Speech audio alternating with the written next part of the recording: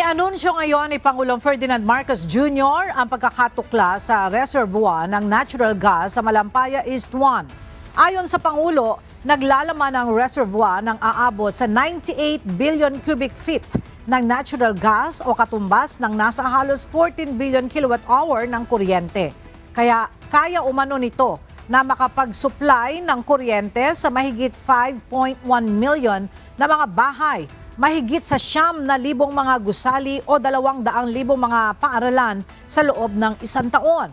Ayon sa Pangulo, itinuturing itong isang major discovery sa loob ng mahigit ilang dekada na anyay makatutulong para magkaroon ng stable at reliable na energy supply ang bansa.